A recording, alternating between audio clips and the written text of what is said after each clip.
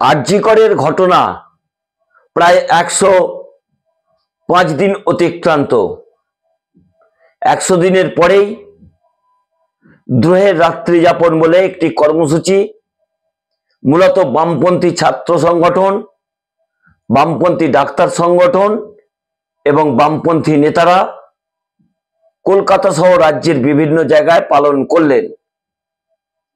সেই দিনেই দ্রোহের রাত্রিবাস করলেন একজন বিপ্লবী ডাক্তার, তার নাম সৌনক কুণ্ডু। তিনি কেপিসি মেডিকেল কলেজের অ্যানাস্থেসিস বিভাগের 3য় বর্ষের ছাত্র পিজিটি। তিনি সুভাষগ্রামের একটি হোটেল থেকে ধরা পড়লেন 4 জন তার সহচরী সমেত। ইতিমধ্যেই তাকে পুলিশের পক্ষ থেকে পদক্ষেপ নেওয়া হয়েছে। কেউ কেউ কটাক্ষ করে বলতে শুরু করেছেন, দ্রোহের রাত্রিবাস করলেন এই বিপ্লবী জুনিয়র চিকিৎসক।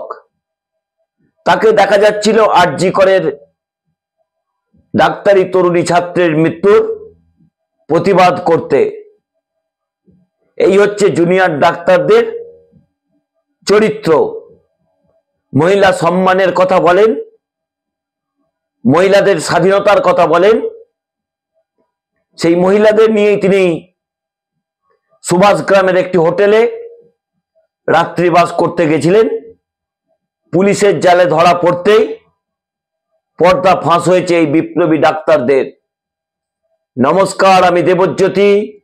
আমার আজকের পর্বে আপনাদের সকলকে স্বাগত জানাই। আমার এই পর্বটি যদি ভালো লাগে, চ্যানেলটি সাবস্ক্রাইব করে বেল আইকনটি ক্লিক করে প্রয়োজনে শেয়ার করবেন।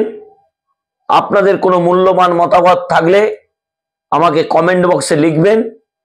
আমি আপনাদের সমস্ত প্রশ্নের উত্তর দেওয়ার চেষ্টা করব। যে কথা বলছিলাম, যত দিন যাচ্ছে আরজিকরে যে ডাক্তারি ছাত্রছাত্রীরা আন্দোলন করেছিলেন, তাদের কতিপয় ডাক্তারি নেতার যে আসল চরিত্র এবং তাদের যে নগ্ন রূপ, তা কিন্তু প্রকাশ পাচ্ছে। কেউ টাকা কামাচ্ছেন, কেউ মহিলাদের নিয়ে হোটেলে রাত্রিবাস করছেন। কারণ এই ঘটনা আজকে প্রথম নয়। 14ই আগস্ট যখন রাত্রি যাপনের কর্মসূচি হচ্ছিল, তখন সোদপুরে একজন মহিলার সঙ্গে রাত্রি যাপনের নাম করে তাকে ডেকে বন্ধুত্ব পাতিয়ে ফেসবুকে পরিচয় করে তাকে ধর্ষণ করা হয়েছিল। কৃষ্ণনগরে একজন বিপ্লবী ডাক্তার, তার বান্ধবীর আগুনে পুড়ে মৃত্যু হয়েছে। এই জুনিয়র ডাক্তাররা কোটি কোটি টাকা এই আরজিকরের ডাক্তারি তরুণী ছাত্রের মৃত্যুর আন্দোলন করার নাম করে তুলেছেন। সেই টাকা তারা কিভাবে ভোগ করছেন, কোথায় তারা খরচ করছেন, তার হিসেব কেউ জানে না। বহু মানুষ এই পবিত্র আন্দোলনের পাশে দাঁড়ানোর জন্য, কেউ অবসরপ্রাপ্ত কর্মচারী, কেউ স্কুলের ছাত্রছাত্রী, কেউ বিভিন্ন জায়গা থেকে পয়সা জোগাড় করে তাদের সঞ্চয়ের গয়না বিক্রি করে এই আন্দোলনের পাশে দাঁড়ানোর জন্য ডাক্তারি ছাত্রছাত্রীদের অনুদান দিয়েছিলেন। সেই অর্থই এখন অনর্থের মূল হয়েছে এই জুনিয়র বিপ্লবী ডাক্তারদের। এই সৌনক কুণ্ডু, তাকে দেখা যাচ্ছিল আন্দোলনের সামনের সারিতে। তিনি বিপ্লবী হয়েছিলেন, মহিলাদের সম্মানের কথা ভেবে তাদের সহকর্মীর মৃত্যুর বিচার চেয়েছিলেন। যার নিজের নৈতিক চরিত্র এই রকম, যিনি নিজে মহিলাদের সম্মান করতে পারেন না, তাদের মুখে এই মহিলা সম্মানের কথা, মহিলাদের স্বাধীনতার কথা মানায় না। যত দিন যাচ্ছে ততই ডাক্তারি বিপ্লবী ছাত্রছাত্রীদের যে সামাজিক চরিত্র, মেয়েদের প্রতি তাদের কি সম্মান, তা কিন্তু সামনে আসছে। এই ঘটনার পরে জুনিয়র চিকিৎসক নেতাদের সঙ্গে একাধিকবার যোগাযোগ করার চেষ্টা করেছি, তাদের টেলিফোন বেজে গেছে। কেউ এই সংশ্লিষ্ট ব্যাপারটি নিয়ে ডক্টর সৌনকের ব্যাপারে কোনো মন্তব্য করতে চাইছেন না। যেহেতু ভারতবর্ষের একটা আইন আছে, সেহেতু সেই মহিলাদের পরিচয় আপনাদের সামনে আনতে পারছি না। ইতিমধ্যেই সমাজ মাধ্যমে এই বিপ্লবী ডাক্তারের ছবি ছড়িয়ে পড়েছে, হাসপাতালে কিভাবে তিনি আন্দোলন করেছিলেন, তারপর গত দুদিন আগে তিনি যেভাবে সুভাষ গ্রামের একটি হোটেল থেকে ধরা পড়লেন, যখন তাকে গ্রেপ্তার করা হয়েছিল তখন তার যে জামা কাপড়ের অবস্থা ছিল তা আপনাদের সামনে আমি পরিষ্কার করছি না, আপনারা বিষয়টি বুঝে নিন।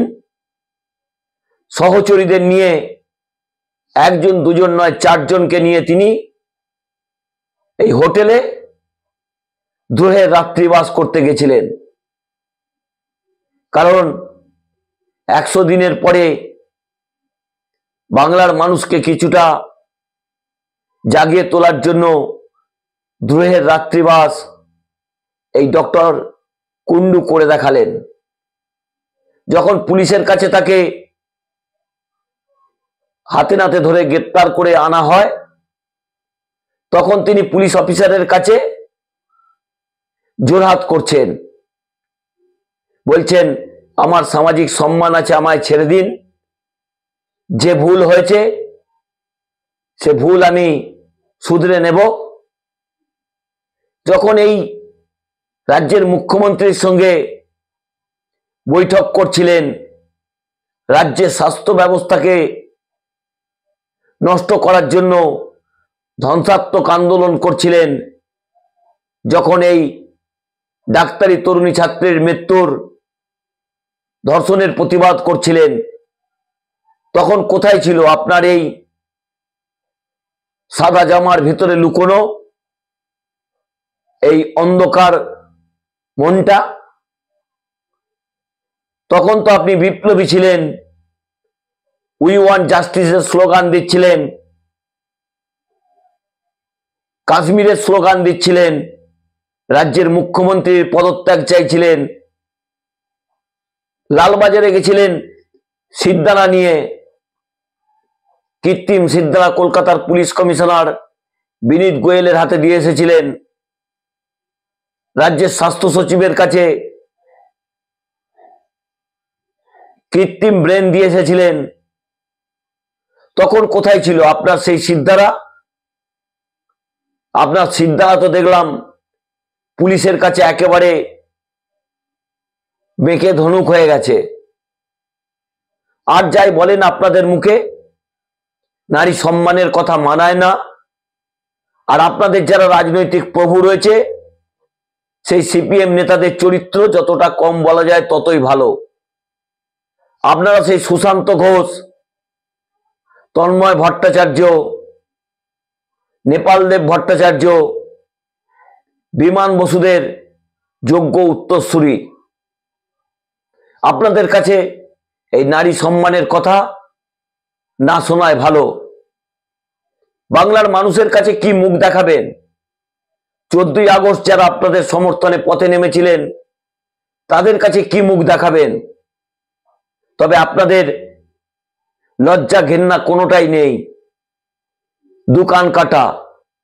তাই আপনাদের মুখ দেখাতে কোনো অসুবিধা হবে না। আপনি কি করে কেপিসি মেডিকেল কলেজে আবার আগামী কাল বা পরশু যেদিন আপনি আসবেন, কি করে মুখ দেখাবেন আপনাদের মহিলা সহকর্মীদের কাছে? মিনিমাম মূল্যবোধ, মিনিমাম নৈতিকতা, মিনিমাম সামাজিক সম্মান আপনাদের আছে? যেভাবে রাজ্যের মহিলা মুখ্যমন্ত্রীকে গালে চটি মারার নিদান আপনারা দিয়েছিলেন, যেভাবে তার ছবিতে কালি লাগিয়েছিলেন, যেভাবে তার গলায় জুতোর মালা পরিয়েছিলেন, এই তো আপনাদের নারী সম্মান, এই হচ্ছে আপনাদের শিক্ষার রূপ। তবে আপনি কোটি কোটি টাকা খরচা করে ডাক্তারি পড়ছেন, কোটার ডাক্তার, আপনাদের কাছে এর চেয়ে বেশি কি নারীর সম্মান থাকবে? তবে সুভাষ গ্রামের যে হোটেল, সেই হোটেলের ভিডিও ছবিও খুব সামনে আসবে তাড়াতাড়ি, কারণ আপনারা কথায় কথায় লাইভ স্ট্রিমিং এর কথা বলতেন। একটু লাইভ স্ট্রিমিং এর ছবি সামনে এলে আপনার সামাজিক পরিচয় কোথায় থাকবে? সত্যি তো আপনাদের কোনো সামাজিক সম্মান থাকলে তবে তাকেই তো বজায় রাখার আপনারা চেষ্টা করবেন। যেভাবে মহিলাদের নিয়ে, তাদের সম্মান নিয়ে আপনারা ছেলে খেলা করেন, যেভাবে দ্রোহের রাত্রিবাস আপনারা করলেন, তারপরে আপনারা কিভাবে মুখ দেখাবেন? এই বিপ্লবী ডাক্তারদের উদ্দেশ্যে একটা কথা বলি, যে 5 কোটি টাকা নির্যাতিতা মহিলা ছাত্রীর নাম করে তুলেছেন, সেই টাকা কোথায়? বাংলার মানুষের কষ্টের পয়সা, তাদের পবিত্র সেন্টিমেন্টকে কাজে লাগিয়ে আপনারা যে টাকা তোলাবাজি করেছেন, সেই টাকা অবিলম্বে নির্যাতিতার বাবা মাকে ফেরত দিন। কারণ তার বাবা মা দীর্ঘ 105-7 দিন ধরে চোখের জল ফেলছেন। আপনাদের কাছে এসেছিলেন তার মেয়ের বিচার চাইতে। আপনারা কি করেছেন? আপনারা নেতা তৈরি হয়েছেন। নেতা আপনারা হতেই পারেন, আপনাদের গায়ে বাম অতিবাম বিপ্লবী সংগ্রামীদের রক্ত রয়েছে। সে সংগ্রামের রক্ত আপনাদের থাকুক, কিন্তু সুভাষ গ্রামের ঘটনা কি, সেই ছবি আপনারা সামনে আনুন। তবেই তো নারীর সম্মান, নারীর স্বাধীনতা বজায় থাকবে। নমস্কার, আমি দেবজ্যোতি। আমার এই আজকের পর্বটি যদি ভালো লাগে, চ্যানেলটি সাবস্ক্রাইব করে বেল আইকনটি ক্লিক করে পাশে থাকবেন। We want justice. শুভরাত্রি। ভালো থাকবেন, সুস্থ থাকবেন।